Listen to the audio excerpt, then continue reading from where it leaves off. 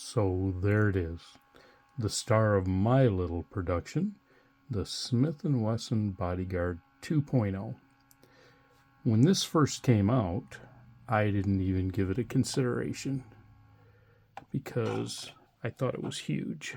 As you can see, it's empty, as is the other weapon that I'll be comparing it to slightly. Empty. Nothing in magazines, which I think is silly because if I manage to shoot myself, you're going to enjoy watching the video even more. So, when it first came out, as I said, I thought it was huge. I thought this thing was big. And I despised the Bodyguard first version. They do make a 12-round magazine too, but I don't care because I won't carry it with a 12-round. That's for the range. The comparison, though, for size,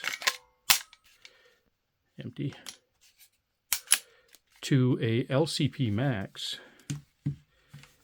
if you look, let me raise it up like this, and you ignore the beaver tail, they're pretty much identical, just a tiny bit. Height is, again, pretty much identical. So it's not huge like it appears. I'll start with the things I didn't like. The trigger is wide, and a lot of people think that's great. But the thing is, with a trigger safety that's that wide, it doesn't protect from anything. Anything that goes in there folds it down. Anything at all. Where LCP has a wide safety, but it blocks on the edges at least.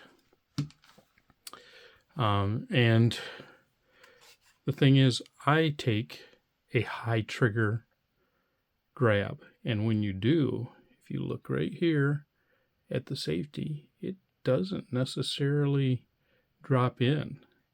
It's just my habit. And the reason I have to take a high grab, this should actually be about 1/4 of an inch out farther, because I wear size large gloves, but I have short fingers, short, fat, stubby fingers, and I don't have a lot of extra room to get in there. It should be longer, and because I do, I grab a weapon very high, and getting in there can be, I mean, even at that, it's touching. It's making contact. After that, the only other thing I really don't like is when I first went out and shot this today. By the way, I picked it up from my buddy Chuck at Half Moon Firearms. If you're in West Michigan, he'll hook you up. But the thing I didn't like is the magazines are very hard to get full. So what I did is to try and get the magazine to run with a full load, is I pulled the slide back, I dropped a round in, I let the slide slam forward. It wouldn't close on a round that way. It needs to come from underneath and take its normal process up in. I had to hit the back of the slide pretty good to get it to close, and I did try that with another round.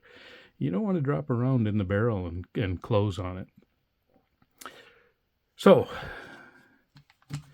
you see that they're the same, similar size. There's no point in that anymore. That's the amount of the comparison. I will say, with the Ruger, if you got $250 to spend on a pistol and a box of shells, that's your baby. They're 100% reliable. They're great. One thing is, why carry a 380? Why something so small? I was a police officer for 20 years, and when I was on duty, I carried a Glock 26 as my second, because it didn't matter how it printed. It was in my pocket, and I could take magazines from my other weapons and push them right into that Glock 26 and go to work. Luckily for me, I never needed to.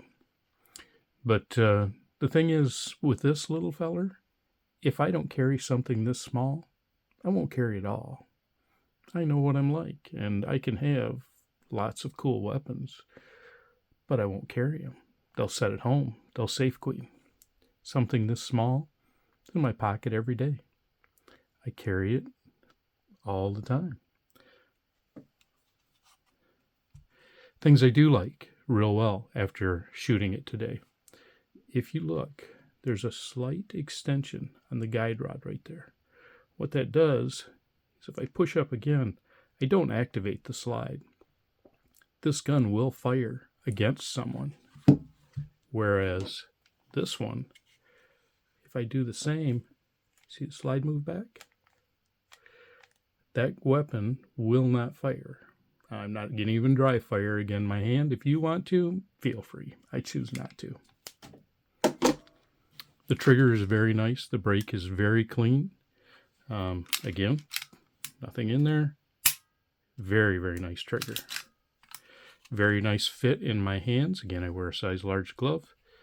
And when I shot it today, I went through 100 rounds right off the bat. I didn't clean it on purpose. I wanted to see what it looked like after 100 rounds. Not all stained up, not all nasty.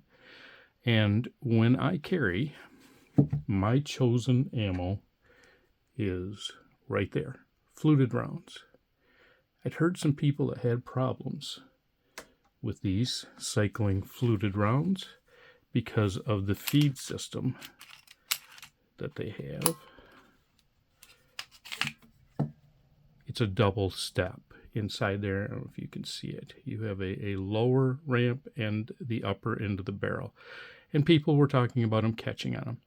I went through 100 rounds of Blazer Gold, intermixed with Underwood all the way through them. I had probably 25 rounds of Underwood fluted 68 grain. And everyone operated perfectly. The gun never gave a hiccup except for trying to drop a round in, as I said, and just trying to let the barrel slam on it.